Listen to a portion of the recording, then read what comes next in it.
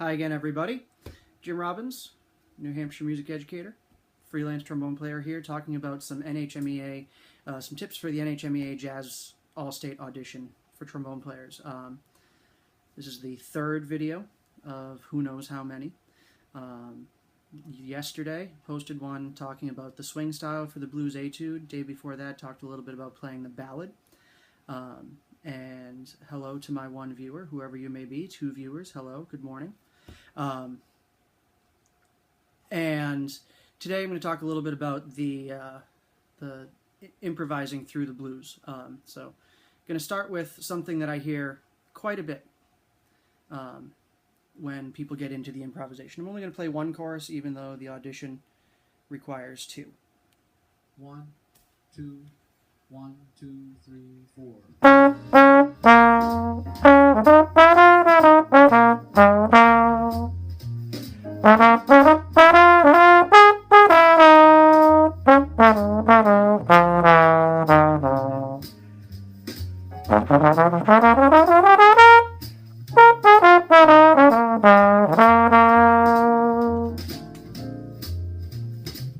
So, similar to something that a lot of kids will play when they come into the audition, that solo, improvised solo, is based completely on everyone's favorite thing known as the blues scale.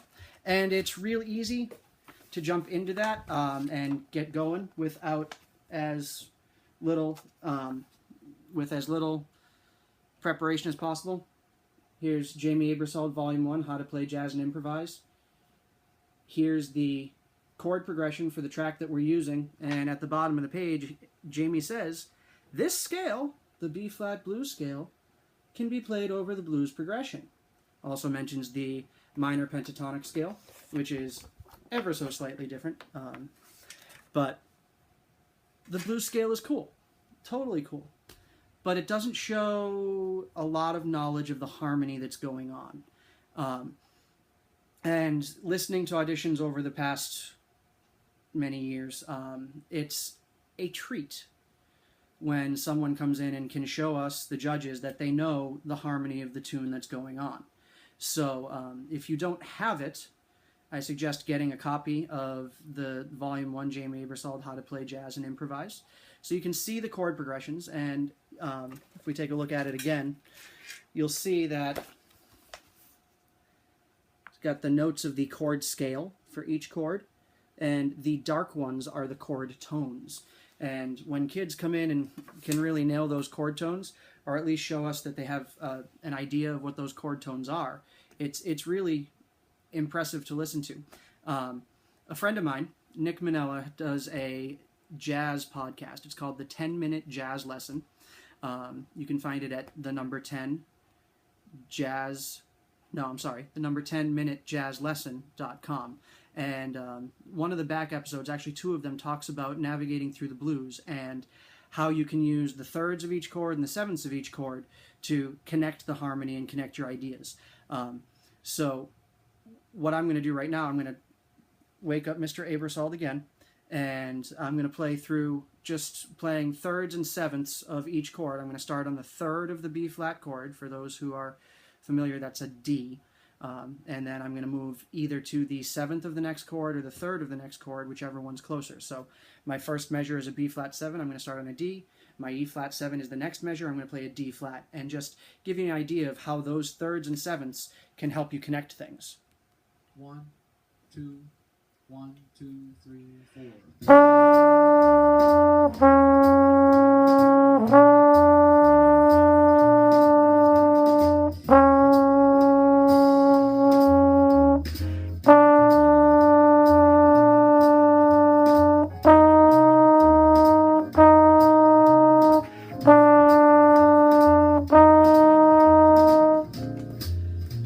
So that was just playing thirds and sevenths of the chords that are there.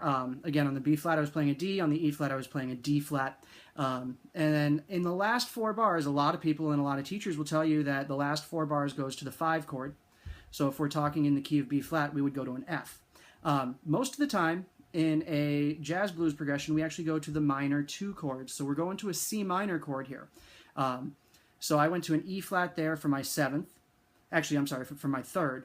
And then the next chord, the F7, I stayed on the E flat, which gave me my 7th. And those are what a lot of people call guide tones, and they can help you create a line over the progression. But as I mentioned earlier, really strongly suggest you check out the 10minutejazzlesson.com and go back to one of the past episodes, and it talks about playing thirds and sevenths through the blues progression. And what I really like about Nick's podcast is not only is it an oral thing where you get to hear it, but he does have resources on the website that you can download and print and work your way through, and it shows you how to navigate through the thirds and sevenths in a little bit more detail that I'm going to do here because I want to keep these videos short. So the big thing, one of the big things that we listen for when we're listening to people improvise at Jazz All State is that minor 2 chord. If you're playing a blues scale, there's only two notes in that blues scale that fall in a chord tone of the C minor scale, C minor chord. And it's really obvious to us when you don't know that C minor happens. But as I mentioned earlier, when somebody comes in and outlines that C minor chord, that minor 2 going to the 5, and really kind of nails it, both judges will usually look at each other and go, ah, just because it's such a refreshing sound and it's different from the blues scale. So given the fact that it's 5 minutes of 10 in the morning and it's still a little early, I'm going to do my best to give you guys an example of a solo. I'll play 2 choruses to finish us off, and play 2 choruses of the blues as somebody might do in an audition, but concentrating on chord tones. There may be some blues scale stuff here and there, but it won't be the primary focus of the solo. So if you guys have any questions after the videos posted in archive, feel free to drop them there. Nick and Josh, thanks for putting up with me so early this morning. And here we go.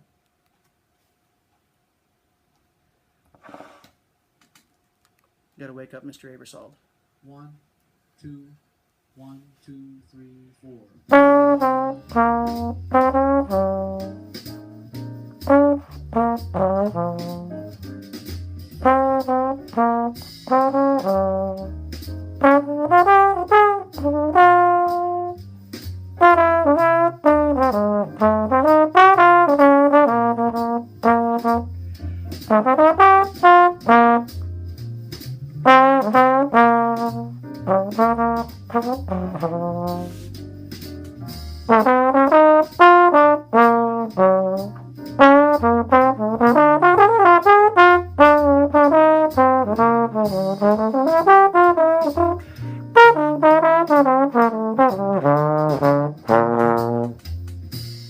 So there you have it. That's a little bit of a chord tone based solo. There's a little bit of blues stuff in there, some motivic development.